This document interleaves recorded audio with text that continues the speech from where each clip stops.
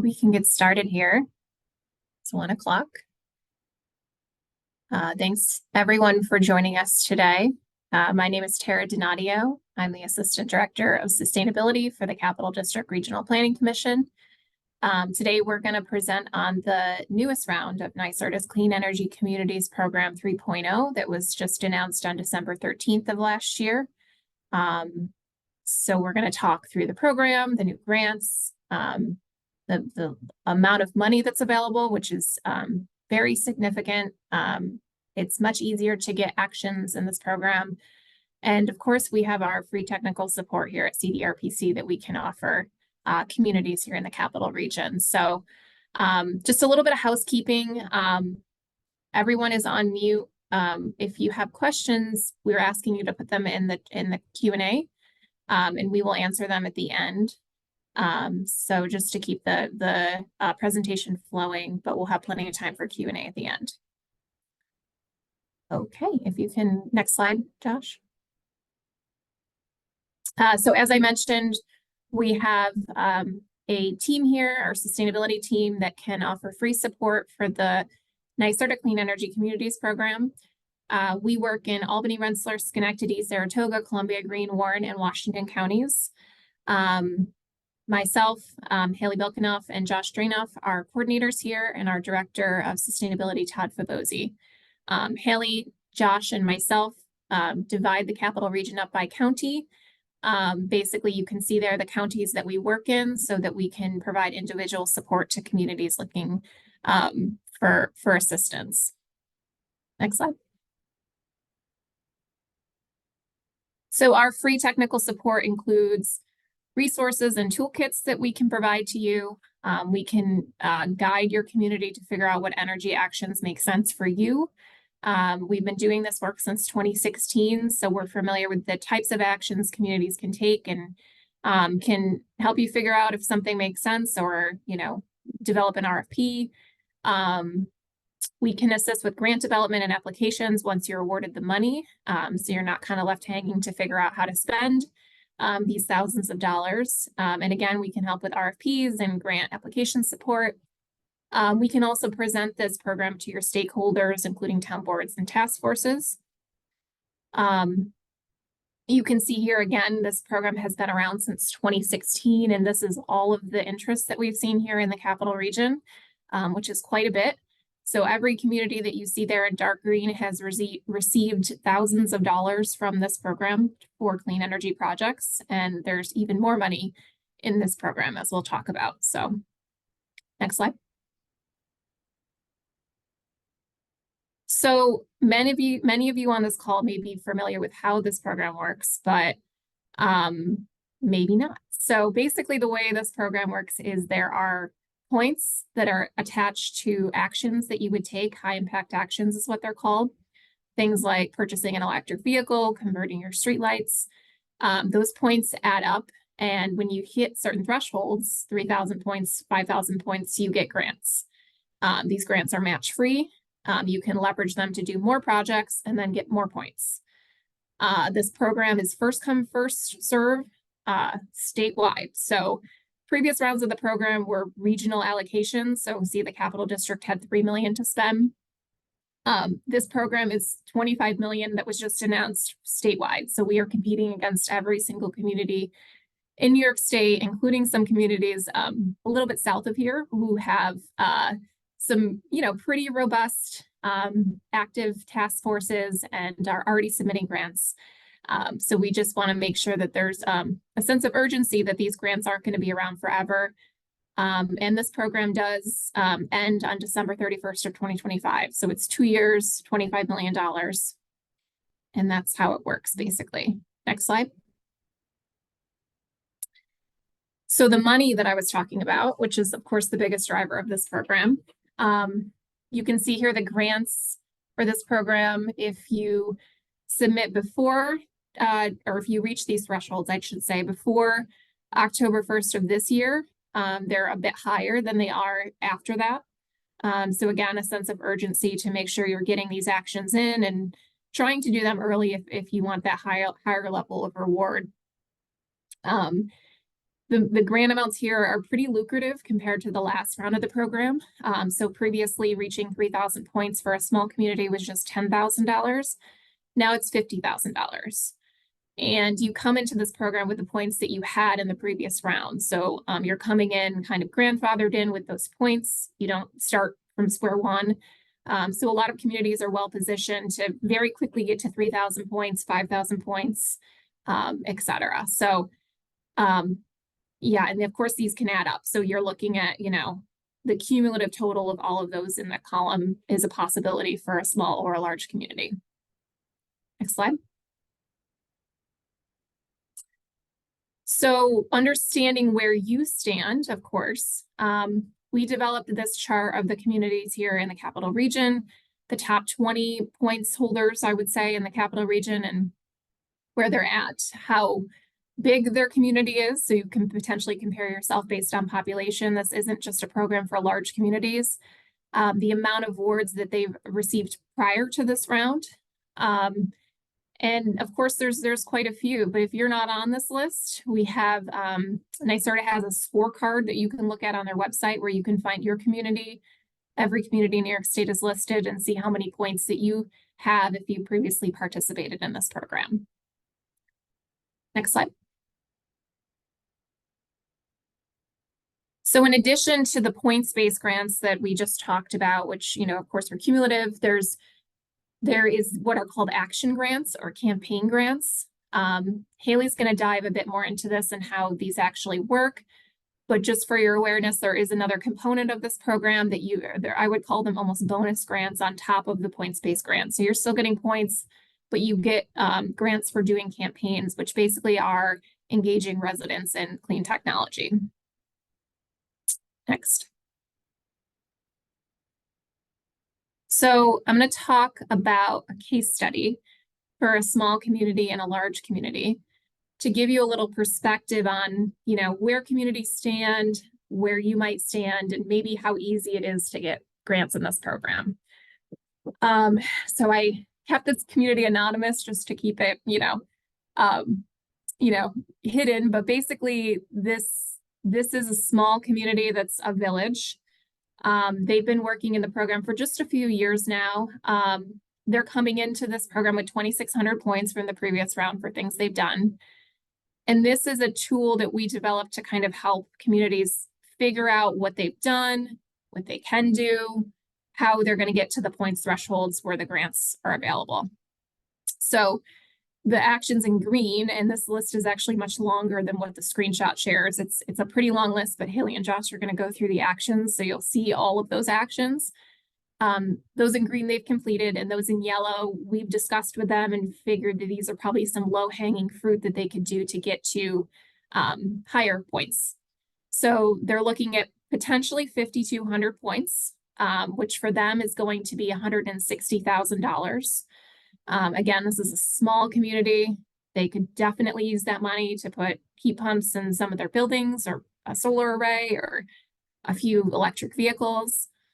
And this is actually not all that difficult for them. They've actually submitted some of these actions already in this program and are waiting to hear from NYSERDA if they've been approved. So looking at the points, you see they get 50,000 for 3,000 points, 100,000 for 5,000 points. They also, even though they're over 1,000 points, will get that retroactively as long as they're not above 3,000 points, a $10,000 grant.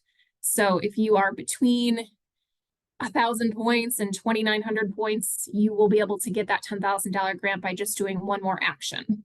So that's kind of the lowest hanging fruit for this program for a lot of folks, a very easy $10,000. And then I'll also just highlight the campaign grants, and this community is actively working on community campaigns. They're poised, they've already gotten $5,000 for their clean heating and cooling campaign, and they're looking at another $10,000 for the next round. So this is a small community again, and a pretty good case study for what people can expect. Next slide. So this is a large community with a disadvantaged community tract. So I'll go into that in a minute, but basically a large community being over 40,000 in population. This happens to be a county. They're coming in with 1,800 points. We're looking at potential of 3,400 points total after they do some low-hanging fruit. They are looking at up to $202,500 in this program for reaching 3,400 points. Basically, there's a DAC bonus. So DAC, if the project that they use the money for ends up going in a DAC tract, the community can receive a bonus of up to 50% of the award grant amount. This particular county isn't fully a DAC, so they would have to locate that project in that tract, and if they didn't, they would just get the $125,000 and $10,000 grants. So it's entirely up to them, but it's pretty lucrative if you're able to cite this project in a DAC. So just demonstrating that, and then of course the increased funding amounts for large communities that exist. Next slide. And then last but not least, before I throw it to Haley and Josh to talk through the actions, I just wanted to mention how this funding can be used. So you're getting this money, you're getting this $100,000, and it's trying to figure out how you want to use it. And of course, there's a number of projects that come to mind regarding clean energy, but we can guide you to figure out the best project. And we do guide you to figure out, hopefully, a pre-approved project, because we recognize that those are the easiest for NYSERDA to approve. They're the easiest for communities to put together. Those include projects like solar arrays, EVs for both road and non-road, charging stations, heat pumps, building energy upgrades if you have an energy study, but even if you don't, you could potentially bake that energy study into building energy upgrades, and then things like electric landscaping equipment. There is a custom projects option for communities, but we're, unless there's something very specific you have in mind, we're guiding communities to hopefully choose a pre-approved project. And then just showing two examples of projects that happened with first round of the CEC program funding. The bottom picture is the town of Knox's solar array. This was a $130,000 project that they got fully funded by NYSERDA for CEC round 1. And then similarly, the village of Kinderhook's solar array that they was fully funded as well by CEC round 1. So some cool examples of how this is happening in the capital region. Next slide. And I'm going to pass it off here to Haley Belkanoff to talk through some actions. Thanks, Tara. Okay, so NYSERDA has in the CEC 3.0 included a longer list of high impact action menu items, and they've divided the high impact action items into categories. So the first category is the building and facilities category. Next slide. Within the buildings and facilities category, there are these 6 subcategories. Next slide. So the first one is benchmarking, and benchmarking is a policy that a municipality adopts, which requires the annual reporting of energy used in buildings. By measuring and sharing data on building energy use, it helps identify opportunities to cut energy waste. So in the previous round of the program for benchmarking advanced reporting, that was a separate action from adopting the benchmarking policy, but now in 3.0, NYSERDA has combined them for 300 points. Another exciting high impact action is the CEC Energy Study Qualification action. So no points are awarded for this. However, if a municipality completes the benchmarking advanced reporting, you then can qualify for the CEC Energy Study, provided that you update Energy Star Portfolio Manager with the 2 most recent calendar years of data. So if you're reporting in 2024 this year, you will need to have submitted 2023 and 2022 energy data. You then enable Share Forward with NYSERDA, and you can qualify. So this energy study is paid for by NYSERDA to a third-party vendor to 1 municipal building. we recommend, or NYSERDA recommends, that the building chosen needs the energy study. It has the greatest opportunity for cost savings and energy upgrades. Another benefit of this, as Tara highlighted already, is once a municipality has an energy study done, you can use grant money to toward building energy upgrades. So an exciting addition to the CEC 3.0. And then benchmarking for large private buildings. This has been a high impact action in previous rounds, but it again is adopting a benchmarking policy for commercial and multifamily buildings over 25,000 square feet. Next slide, please. Build Ready is a new high impact action, and this is a NYSERDA program that advances large scale renewable energy projects on underutilized land such as brownfields, landfills, former industrial sites, parking lots, and abandoned or existing commercial and industrial sites. This program takes difficult sites and makes them build ready for private renewable energy developers to ultimately construct and operate. For more information, there's a link provided in this slide. The look back date is December 13th, 2023. So a municipality can earn points if after that date a site is nominated, and then additional points if a site is actually selected. Next slide, please. Okay, so renewable energy.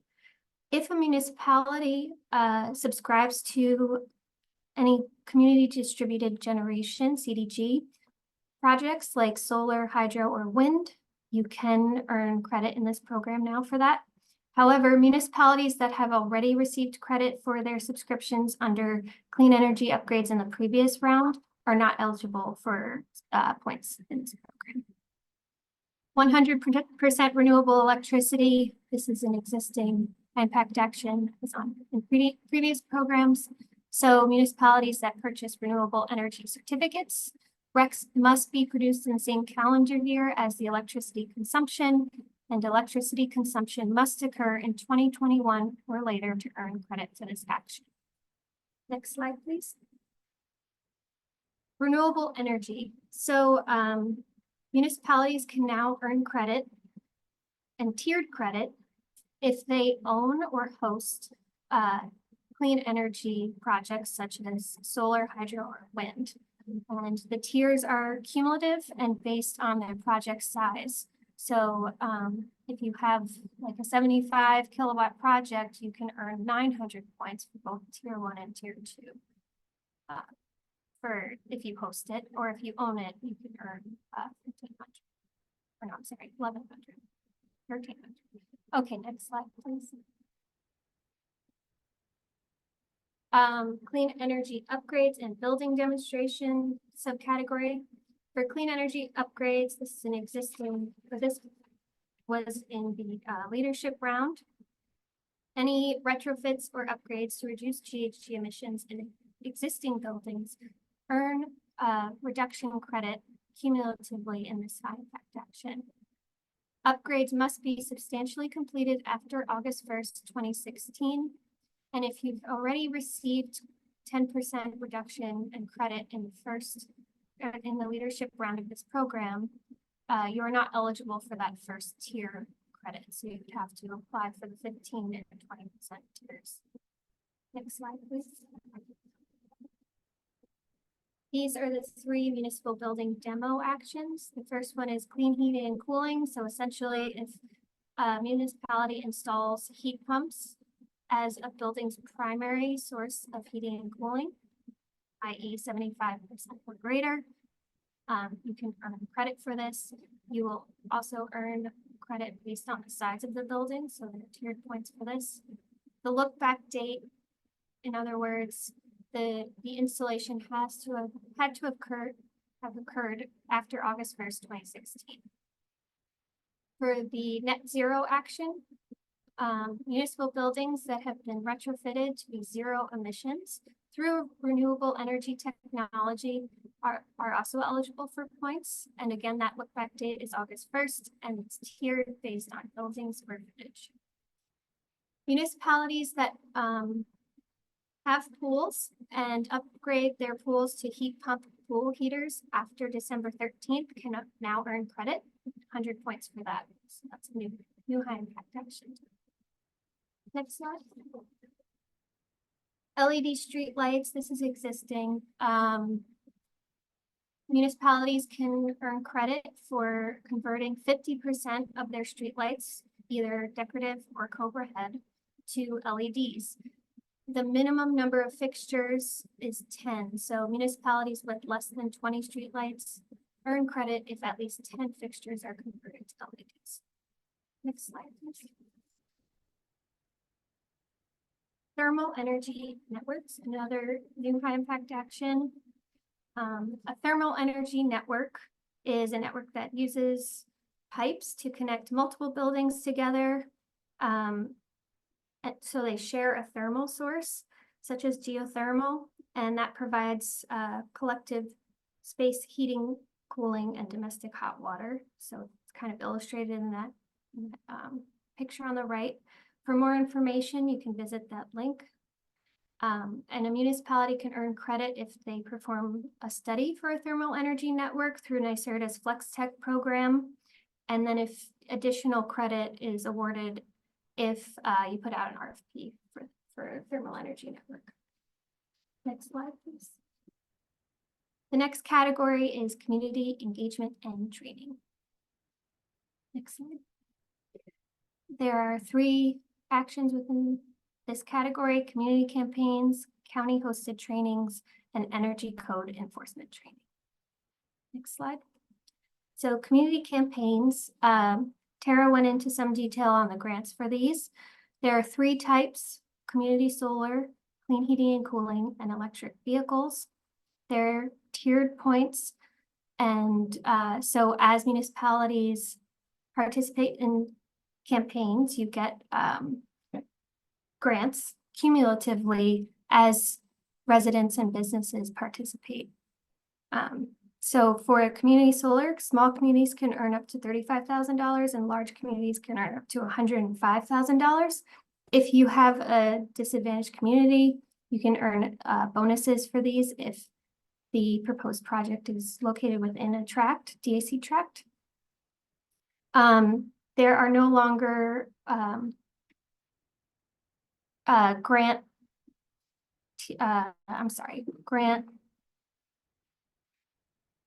they're unlimited grants, for these. There's no more limited grants. And to look back to receive these for tiers 2 and 3 are June 1st, 2023. So the participation has to include June 1st, 2023 and after. Next slide, please. Electric vehicles, similarly, grants are somewhat different here. Small communities can earn up to $40,000 and large communities can earn up to $80,000. The look back date is the same. The disadvantaged community DAC bonus is slightly different, but same rules apply. Next slide. And finally, clean heating and cooling. So as residents install heat pumps, you can earn grants by tier. Cumulatively, we encourage municipalities to coordinate with their clean energy hub. Ours in the capital region is the Clean Energy Capital Region Hub, and there's their website there. They provide resources and education and information on tax incentives, the technology themselves, you name it. So they're a great resource. And one thing I wanted to note is prior to launching a community campaign, you have to submit a scoping document. So the date of NYSERDA approval of your scoping document is the date that you can begin counting campaign participants.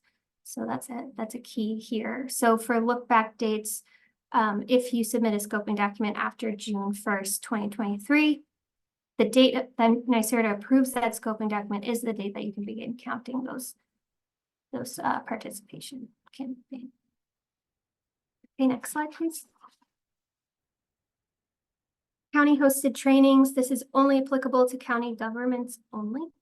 And there are 4 different training types: model solar energy law, energy storage, clean energy in your comprehensive plan and solar PV permitting.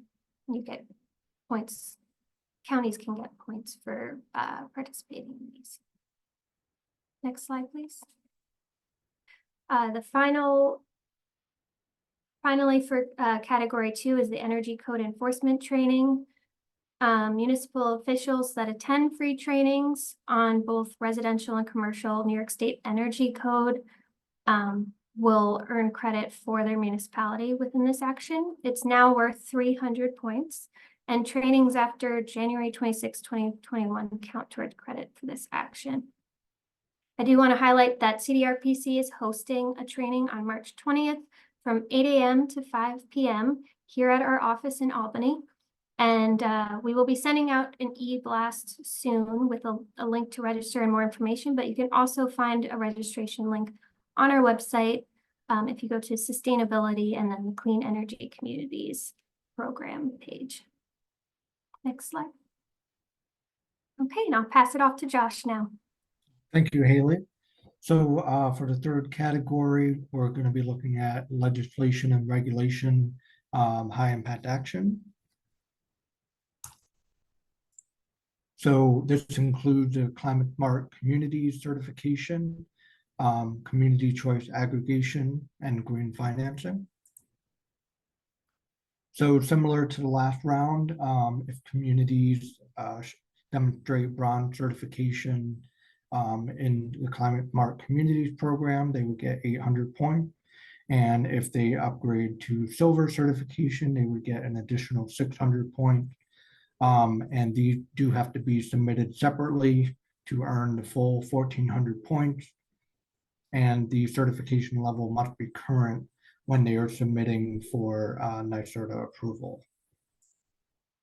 So community choice aggregation, similar to the last round. However, there is now an additional option for communities to engage in community choice aggregation by allowing for a 50 to 100% renewable default supply mix. So this is 500 points, and the RECs that are associated from the ESCO or the comparable information have to be through the NIGAT system, and the contract has to be signed after January 1st, 2023. And if a community had this action approved in the leadership round, they have to resubmit if a new contract is signed. And so the action for 100% renewable default supply mix also includes a similar look back period. And so if a community has completed this, they can get points for the new action, which is the 50 to 100%. They would just need to submit that separately to NYSERDA to get the full 2,000 points. So green financing, there are two similar actions from the leadership round and one new action. So opening a CPACE authorization through the municipality by allowing projects to seek financing through different suppliers that will be able to provide funding for clean energy upgrades or renewable energy installations in existing or new buildings through the commercial property assessed clean energy, which is the CPACE, and then completing a CPACE project. So that would have to be after the CPACE authorization is passed by the municipality and a project is selected, and there is a community outreach by the municipality prior to the loan closing of that project. And so we partner with EIC, or we refer communities to EIC, and we have contacts there if you are interested in that. And now New York Green Bank, which is a division of NYSERDA, is also another source of capital funding for project developers that municipalities can help promote in some of the existing or new projects that occur within their municipal boundary, and that is 400 points. And so the last category is transportation and landscaping. And this includes clean fleets that has been substantially expanded, municipal clean fleet inventory, and electric landscaping equipment. So like the leadership round, light duty vehicles have to be purchased and used by the municipality. However, there are now 2 additional tiers for adding additional vehicles to their fleet. So if you have 2 additional vehicles, you can get 500 points, and 3 additional vehicles on top of that. So 6 total in the fleet would give you 700 points. For medium and heavy duty electric vehicles, this includes class 3 through 8. And so some examples would be a box truck or a heavy duty pickup truck, bucket truck, single axle, school bus, rack truck, refuse truck, transit bus, truck tractor, or a dump truck. So these are larger vehicles, and they have to be used primarily on the road, and they have to be purchased after December 13th of 2023. And the in-service date would be the date of completion.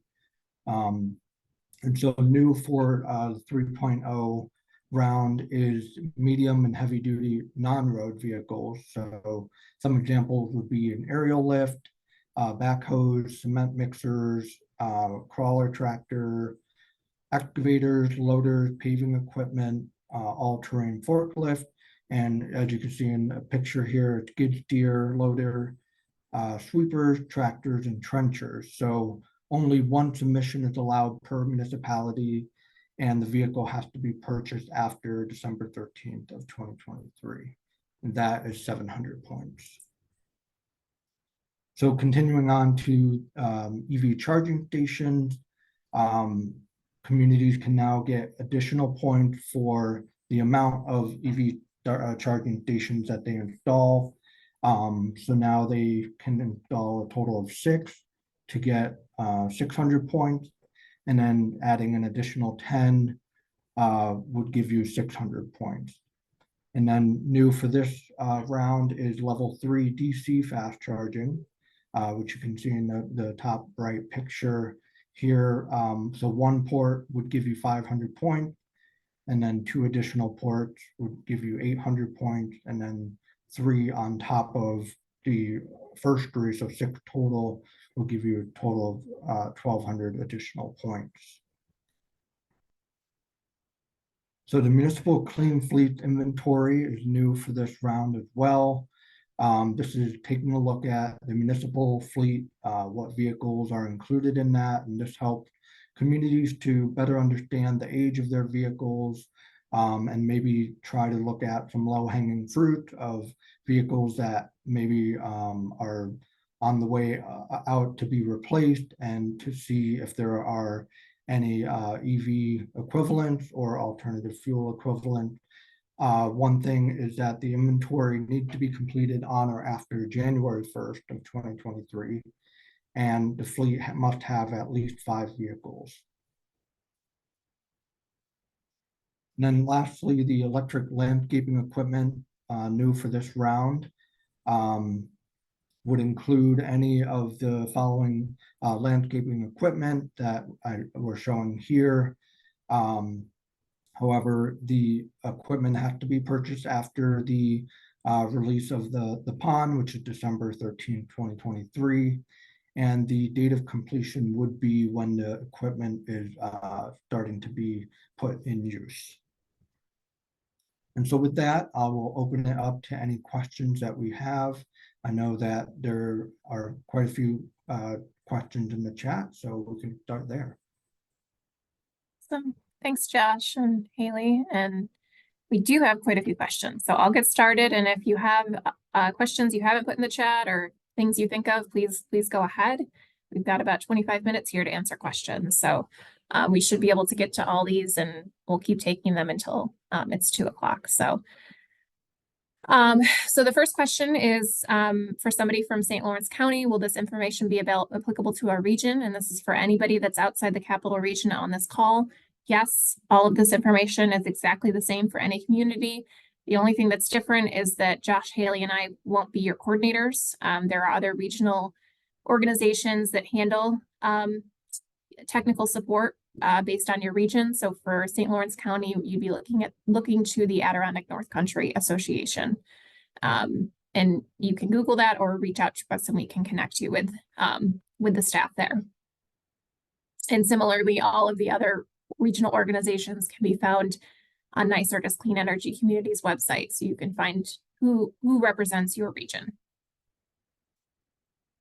Is the DAC bonus just for community campaigns or all actions that are located in a DAC? So the DAC bonus is for any grant awarded in this program over $5,000. So if the grant that you receive is over $5,000, you'll get the bonus if you put it in a DAC and you have a DAC in your community. So I think that answers that question. Is the 12/31/25 deadline for recording points or for commitment or expenditure grants or something else? That's a really great question. The 12/31/25 deadline is for recording points. So any points basically making you eligible for these grants need to be submitted by that date. You can spend the grants. You basically have a 3-year period after you contract with NYSERDA to complete the project. So you've got plenty of time to get these projects in place. Doesn't need to be done by 12/31/25. Hey, Tara, I just wanted to make an additional note, and I don't think we Sure. mentioned this. So for this round, contracting is now only required for grant over 30,000. Is that correct, Tara? Mhm. Okay, so Yep. so Great now, point, Josh. yep. So the $30,000 and less can be used on any clean energy or sustainability related projects, and we can help you to figure out what those funds could be used for. Right. The one caveat there is if you do a custom project under $30,000, you still will have to go through a contract. So another reason to guide you to these pre-approved project types, but definitely opens up, some flexibility for communities. That the contracting process was a little difficult, but you are just getting these grants based on kind of an application process now, so much easier. For private building benchmarking, how many building owners need to participate in order to qualify? So private building benchmarking is only for large communities, so those that are 40,000 and over. And the law adopted basically requires all buildings within that municipality that are over 25,000 square feet to benchmark their buildings. So this is a heavy lift. It's not it's not an easy thing, and a few communities have done it. But yes, it's for large communities and it is a requirement of benchmarking. Can nonprofits run the campaign on behalf of the city? Great question. Yes, they could. The city would still need to be engaged in the process. So Haley mentioned before the clean energy hubs. They can provide education and outreach support. They won't track your installs and things like that, but they can do some webinars and some educational outreach. But in this case, the city would need to, or municipality would need to actually be endorsing the campaign, putting out their own promotions of events, although the nonprofit could kind of take the lead on the outreach and education piece.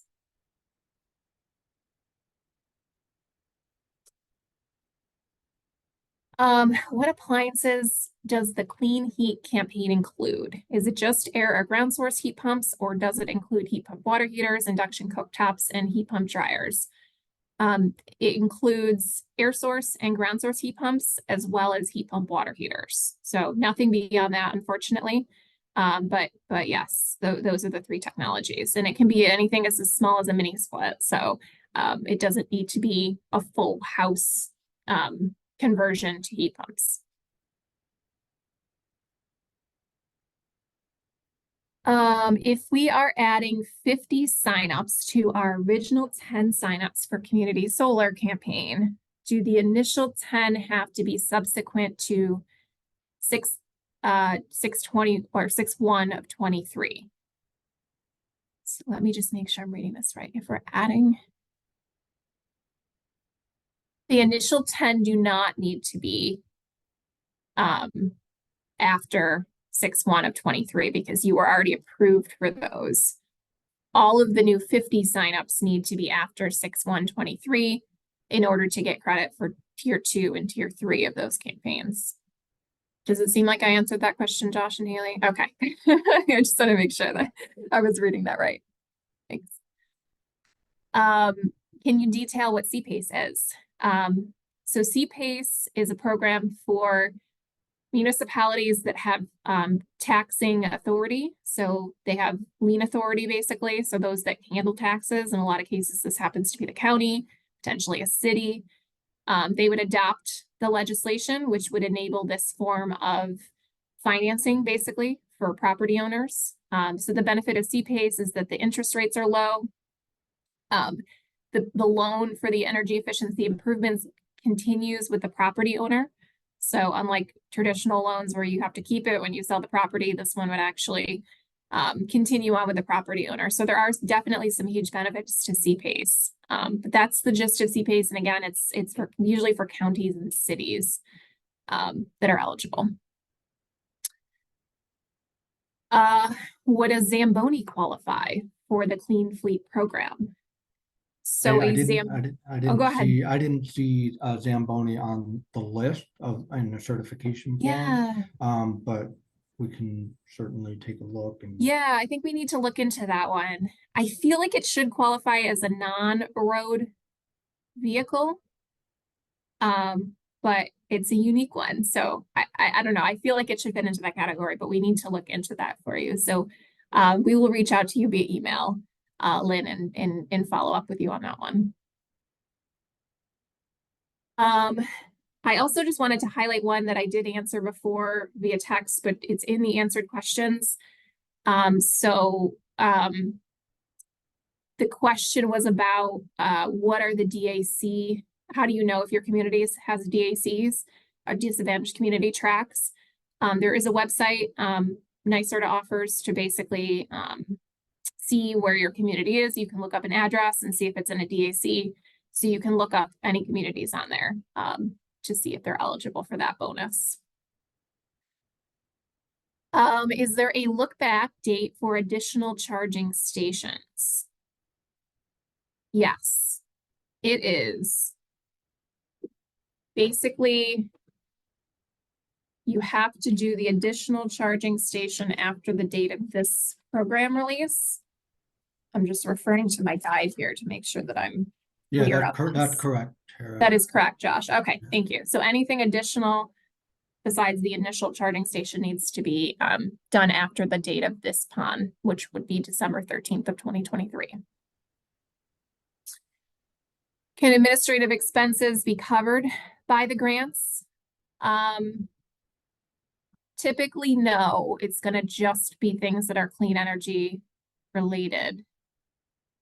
So most of the time, it's just going to be the cost of that grant. You can't like bill for staff time and things like that. But I will say that these are match-free grants. So the fact that they don't require a match means you may be able to provide some, doesn't need to be recorded, but in-kind time by city or town or village staff to basically support these applications. And don't hesitate to reach out to Haley, Josh, and myself. We can help you with some of that legwork as well. Is PACE for individual houses or municipal properties only? PACE is only for commercial. So you're only looking at, it's called CPACE, commercial PACE. You may not know what the C stood for, but basically commercial PACE. So it's only for commercial properties. I don't think residential PACE is available yet in New York State.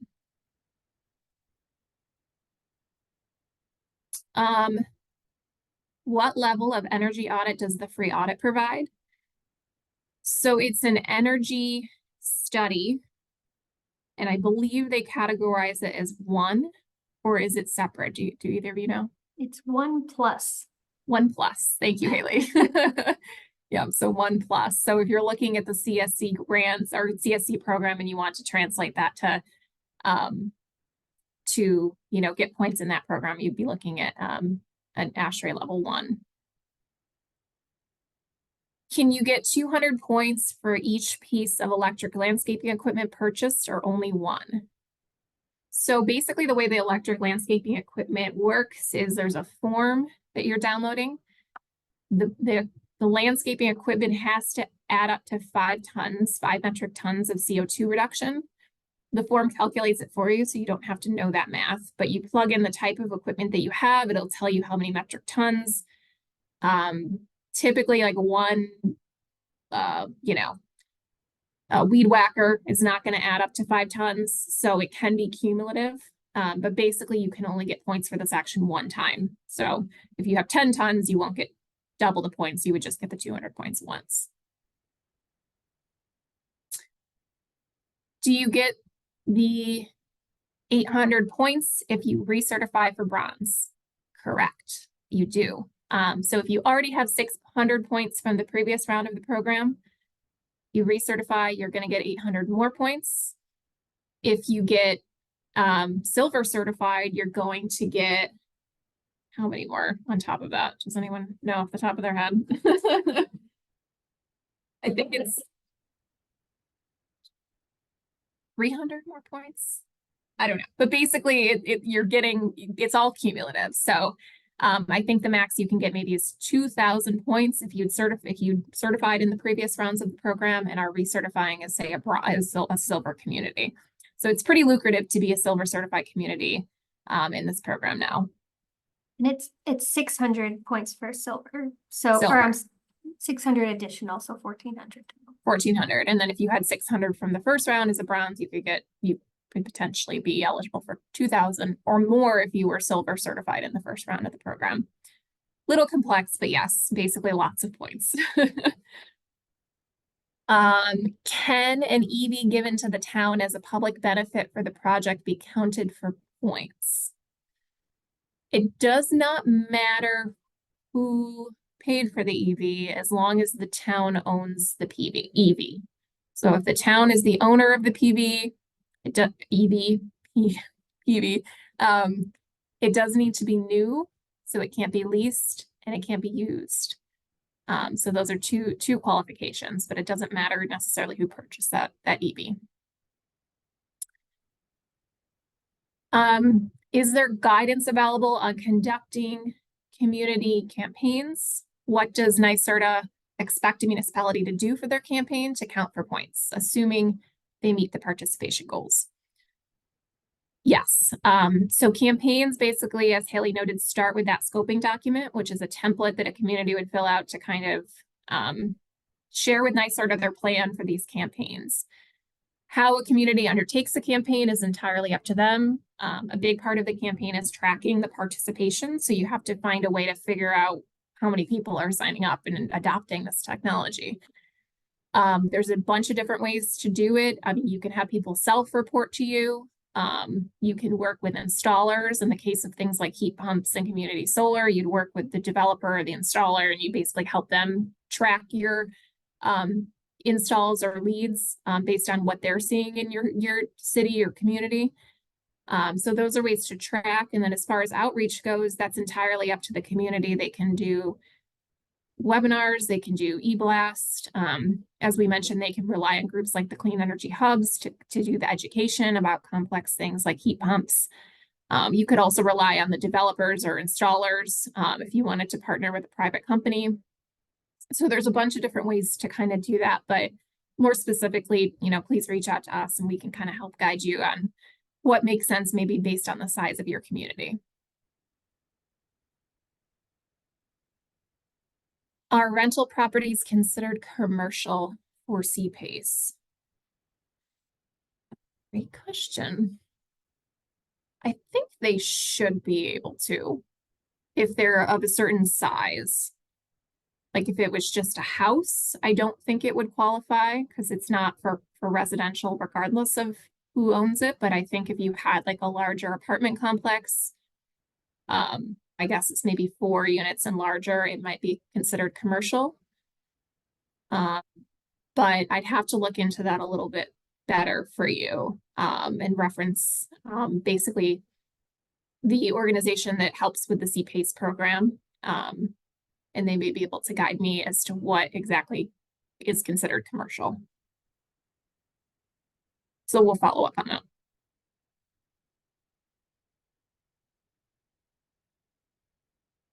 All right. We've come to the end of our list. I'll give it a few more minutes in case other questions pop up in people's heads. But while that's happening, if it happens, I just want to remind you that there is a lot of actions in this program, and we are by no means thinking that anybody should be an expert on every single one of them. Actually, in most cases, most of these actions won't apply to your community. So I wouldn't be overwhelmed by the amount of information that you received today.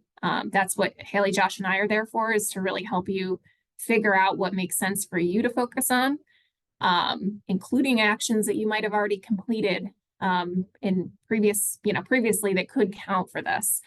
So there are new actions with look backs that are generous to help you get points for things that you might have already completed. So just be aware of that. And again, we can kind of game plan that for you. For CPACE, more than 4 units can qualify. Thank you so much for that, Jason. So that is the answer to that, Tom.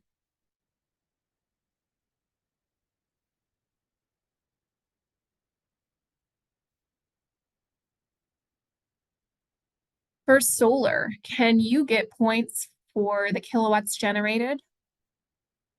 Or is it a one-time action for when you initially install solar? Let's see.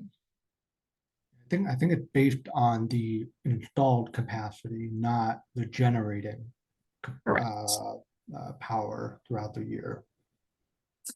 That's correct. Yes. Thank you for that, Josh. Yep. So it's going to be based on the initial installation kilowatts of the system.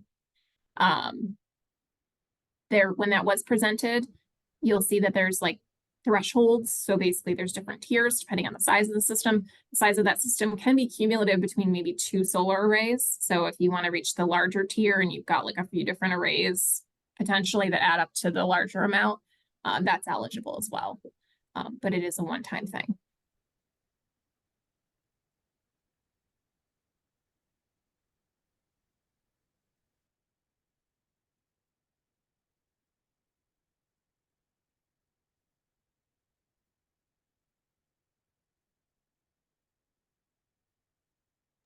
I'm just going to give it another minute here in case anything pops in. Thank you, Shania. We hope it was fantastic. And again, I don't think we covered every single little thing. So if there are questions, we can meet with your task forces. We can meet with you. We can meet with a small group, a large group, whoever makes sense to present this new program. We will share the slides. We actually have this recorded as well. So we'll share the slides as well as the recording with this group. If we add to existing solar arrays, will we move up in points? Correct. Yes. So basically you'd be able to kind of, see which tier you fall into based on that. You would have to get to the next tier, which I think is 100. I don't have it in front of me. So you'd really have to, make sure you're getting to that next tier before you submit for those points. Basically, yes, you should be able to. Josh is going back to that slide.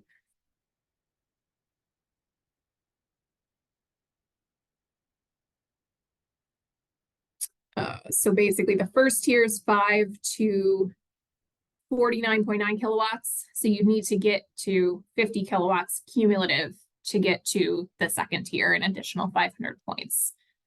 So just making sure you're doing that counting.